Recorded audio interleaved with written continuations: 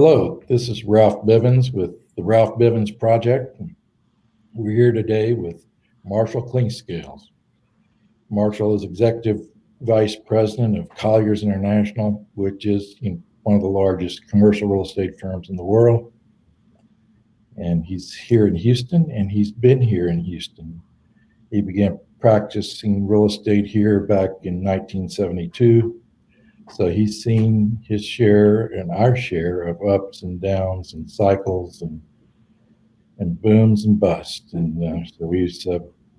we're kind of in the soft spot right now here, and with the coronavirus in 2020 and all the impact that's come forth from that, and our energy business, which is important to the real estate market here, has been struggling a bit, and so we're here to talk to him. And so we just wanted to start off, Marshall, but I think, in my opinion, maybe I'm wrong, but I believe the 1980s, the mid 80s, when oil was down to $10 a barrel, and there were thousands of people laid off and out of work, and there were foreclosures all over the place.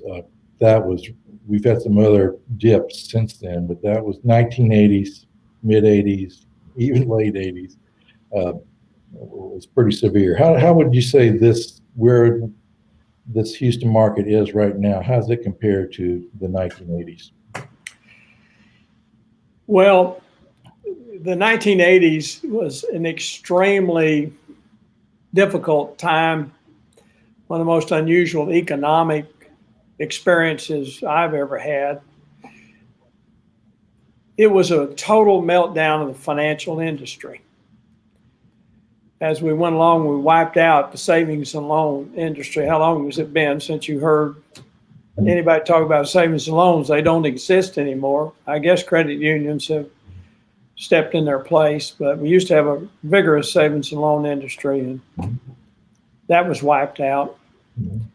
I think we came pretty darn close to bankrupting the FDIC, which is responsible for insuring deposits in banks. It's a highly leveraged insurance company. Mm-hmm. And there was just a period of time in there where absolutely nothing happened. And as compared, and by the way, it went on for several years. I mean, I remember telling people that I could leave the office and I wouldn't miss a darn thing. No telephone calls, no nothing. It was very scary because there was no activity. And of course, we depend on activity in our business. And as we began to get out of that environment, the government did a lot of auctions. And the first 2 or 3 rounds of those auctions didn't sell much until they could get the prices down much lower. This event, caused by a virus, is different. Thank goodness our financial institutions are still there and able to help support various businesses with loans. The Federal Reserve, the federal government has provided stimulus. That's a good thing, but it also has pretty dire consequences when you run your debt up so much. So not sure we know how all that's going to play out. But there's activity in our market, and that is especially a good thing. If you'd like, we could kind of hit the highlights of things that I see in the various segments, sectors of our real estate economy. Well, tell me what you think about, what's about an office? What do you think about office? Office? Yeah. Office market, is it dead as a doornail? Well, it's a very dramatic thing to go out into our market and look for space for a client. First of all, unless you just have to deal with an existing lease agreement, there is no activity. Got a lease coming due, you would probably be talking to your representatives about renewing it. And actually, some of the more major companies are just letting their leases expire. They say, the heck with it. Everybody's working from home anyway. We'll catch you on the uptick. It's not a bad strategy. Why spend the money for office space you don't need? I'm doing a project right now for a client, and basically we're on the west side, up and down Beltway 8, and up and down Katy Freeway in that area. And we were looking for at least 70,000 to 100,000 square feet. And in rapid order, we found 15 buildings that qualified, and they had vacancies of up to 500,000 square feet. Many buildings have 100,000, 200,000, 300,000 square feet. So when you talk to their representatives about leasing, they're grateful that you're in the market, and they're going to be aggressive in trying to land your business. It's in the 80s, nobody needed office space, and now we're still dealing with some people that are going to operate more conventionally. It's going to be interesting to see how this plays out, but obviously this is more attributable to the oil and gas industry and the engineering companies and the support companies that deal with them. They're just out of business, and that's pretty remarkable. Well, one thing we saw in the 80s. Say that again. The thing we saw in the 80s was we had so many foreclosures. We had buildings going in foreclosure every month. Just a steady streaming of foreclosures. And we're not having those right now. We're not. So is that ever going to break out? Well, one reason we're not having them is Harris County is shut down and they process the foreclosures.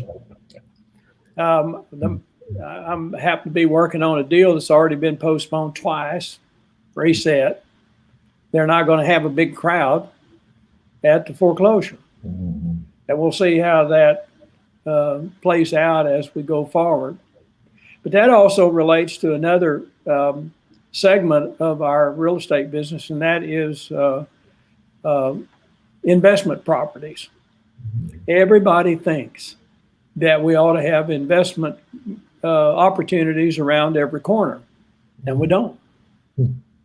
The buildings that are not performing or not being foreclosed, it's just very little activity in that area. You got to think that sooner or later, some of these properties will become investment grade and of interest. But just like we had in the 80s, there was 3 rounds of auctions before anybody started buying anything. Found out what reality actually is.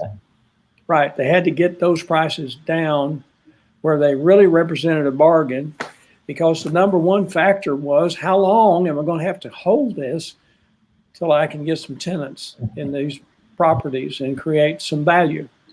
People that had the cash could make some good bargains, but you had to hold on probably a lot longer than you thought. You know, another interesting segment of our business is the industrial group. And if there's any real good news out there, it's in the industrial facilities. I heard a statistic the other day that in the industrial segment, Amazon last quarter was responsible for half the absorption in our market. Amazon responsible for half the absorption in our market. You talk about a heavy hitter, it's Amazon.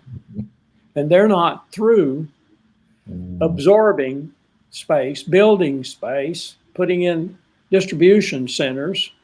They are a powerful entity.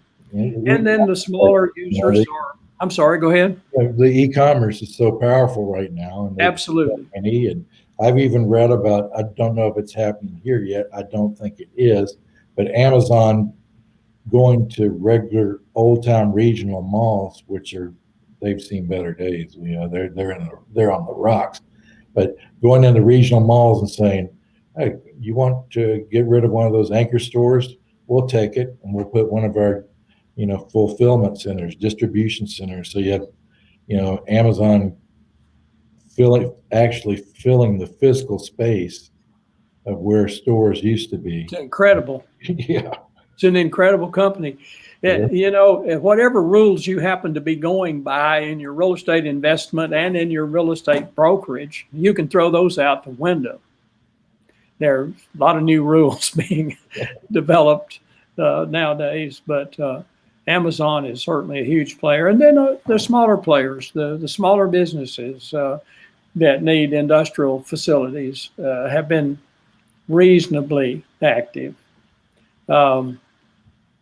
Retail, I've done a lot of retail, Yeah.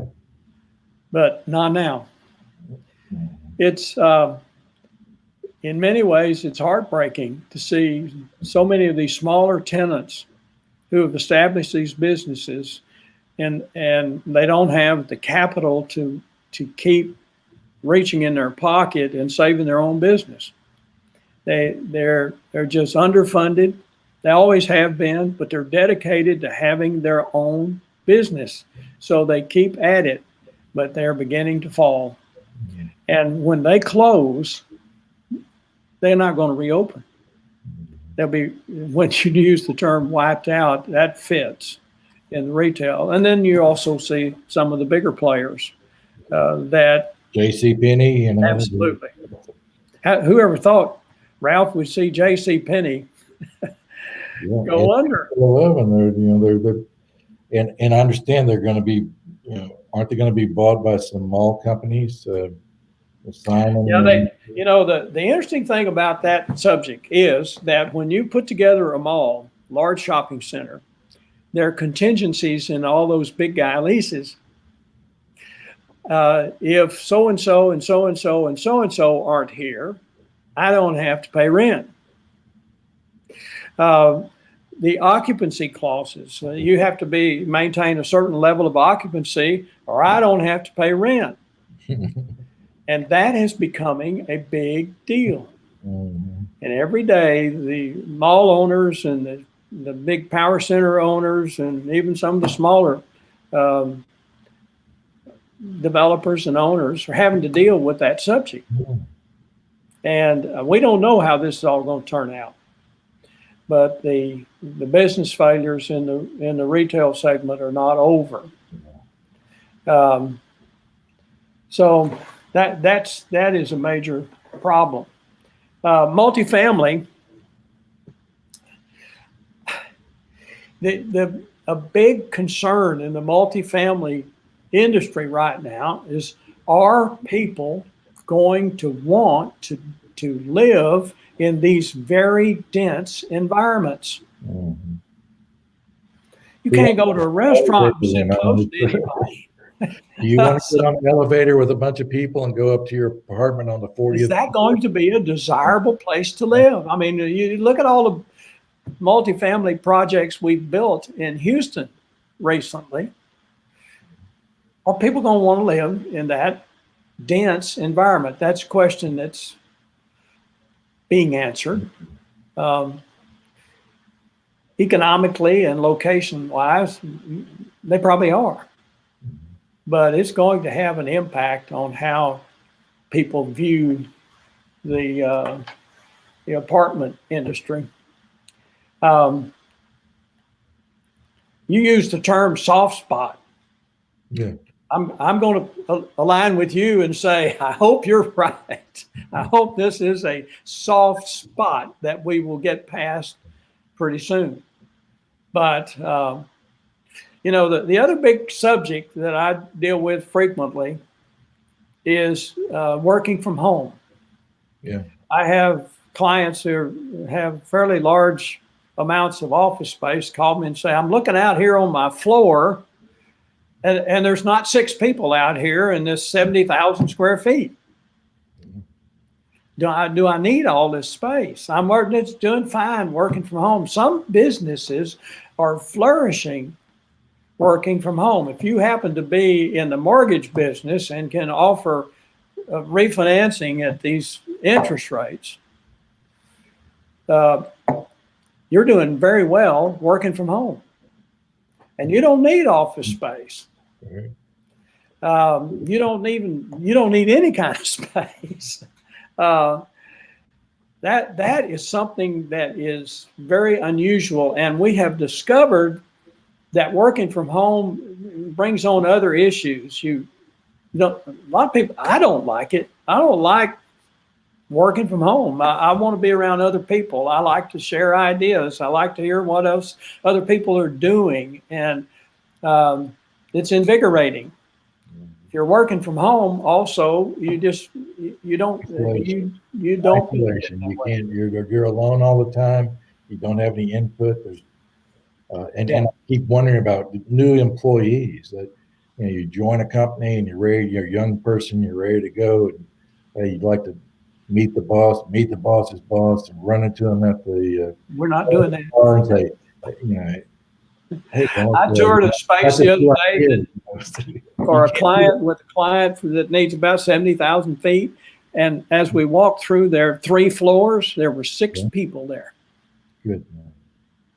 I guess they just couldn't stand being at home, so they came to work, but there weren't a bunch of them. And of course, they got the dog. monitor those people as to their effectiveness.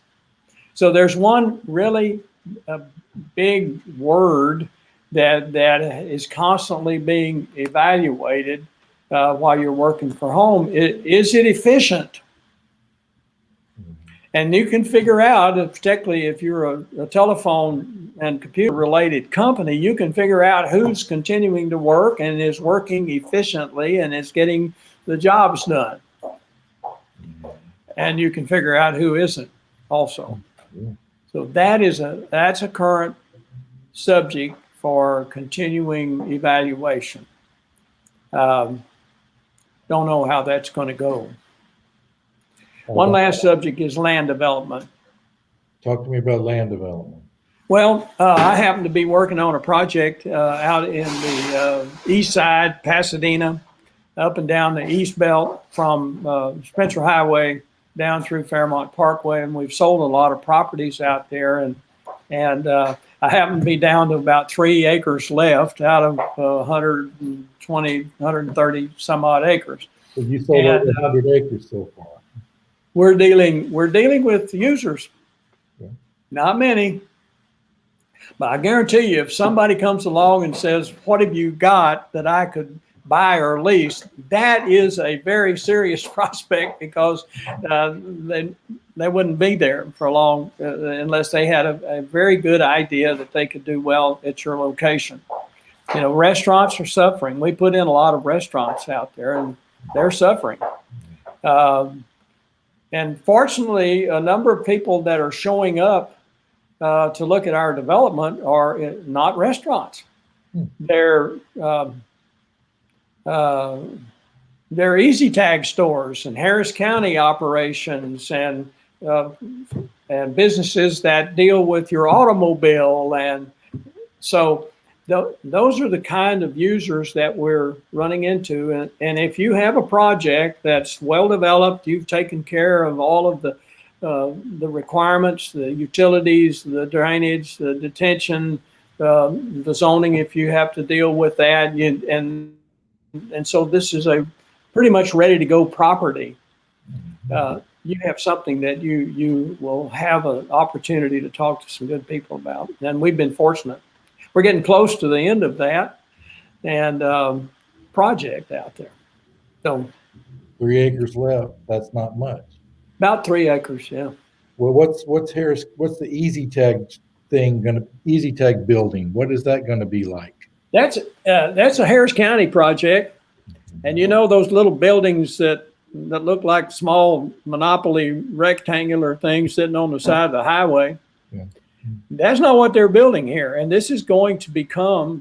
have told me that this is becoming their model. It is a very nice looking building. And all of the Harris County activities that require the public to come to the office will be conducted there. And the main thing being the easy tags.